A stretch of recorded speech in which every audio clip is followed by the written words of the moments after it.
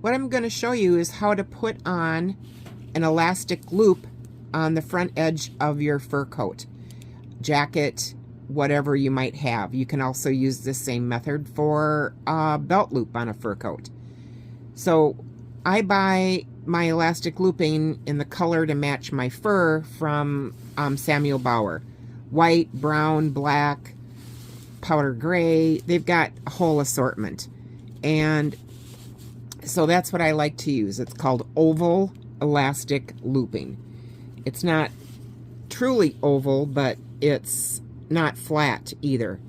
And it's a sturdy type of looping. It's not very expensive. So what you do is, let's say this is the front turn edge of our coat. And so here's your front edge of your coat.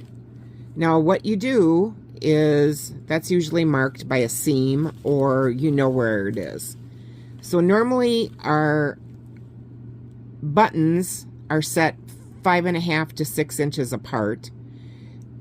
So you'd figure out where your looping goes to match your buttons, or where your buttons go to match your looping, however you're going to do it. Usually the looping is always put on first, and then the buttons to follow. So this, I marked this to pretend this is the front edge of our coat. An elastic loop is always set as 1.5 inches in length, unless you use a huge button. I don't think it would be more than 1/4 inch more if it was like a 2-inch, big button. You just want to go around the button. It doesn't have to be bigger than that, or it's not going to hold it in place.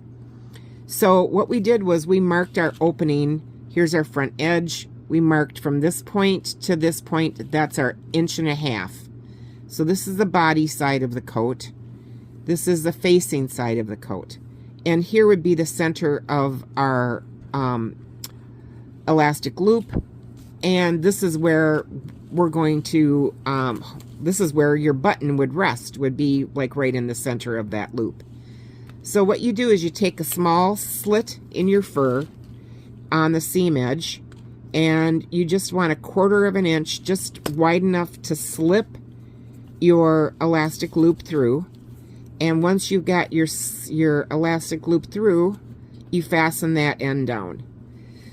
After you've got that end fastened down, I should have probably made that just a little bit bigger.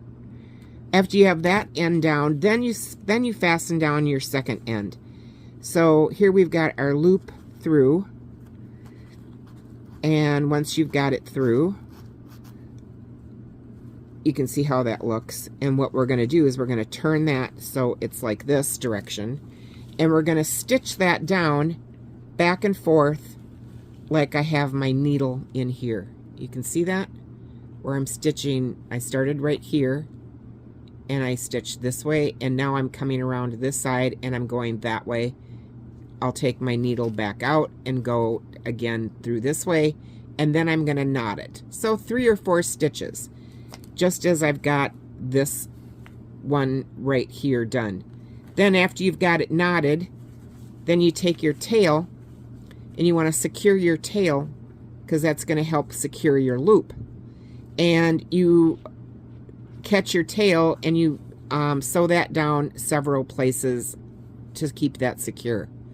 Then after you have the top done, you pull your elastic looping down and then pull the excess up through the other end that you've already got your slit cut, and then you're going to sew that end.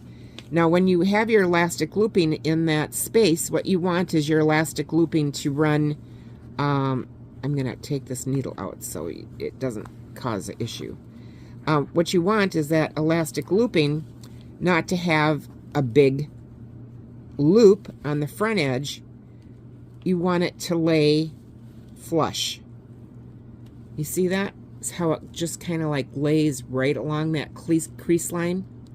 So if I had the hair there, it's not bowed up, it's running flush with the crease line along the fur edge. It's not tight, so it's going to pull and, crink the fur edge. It's nice and flat so it lays good. Then after you've got that figured out, then you stitch this side, the bottom, and you're going to attach your tail on this side to the body of the coat. So, you know, normally under this would be your pellon or your, you know, your hair canvas or whatever you have for stiffening in your front coat. I usually always put that down before I put the loops in. So another type of looping you can buy is, it's called round looping, and they carry that also at Samuel Bauer. I have a piece of it here. It's a little thicker, you can see that, and it's got good stretch. It's just, I just think it's a little harder to maneuver in the slit, and it feels more noticeable on the coat when you're wearing it. It has a, you know, obviously it's got more of a ridge. It doesn't lay as flat. You can see that. For lack of a better type thing, if you don't want to go out and buy a piece of round elastic looping or this stuff, you can get a hair tie, and these are elastic, you know, hair ties, and I'd buy the thicker ones because these are too flexible. They stretch too much, and they would wear out. But you can get the thicker ones, and I've seen those used.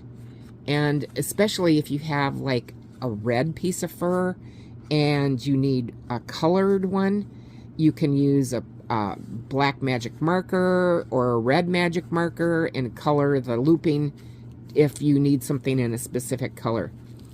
So that's how you do an elastic loop. Your facing then would finish over the body, and this will fasten nicely into your button. So here we go. The button slides right over the loop, and you're golden.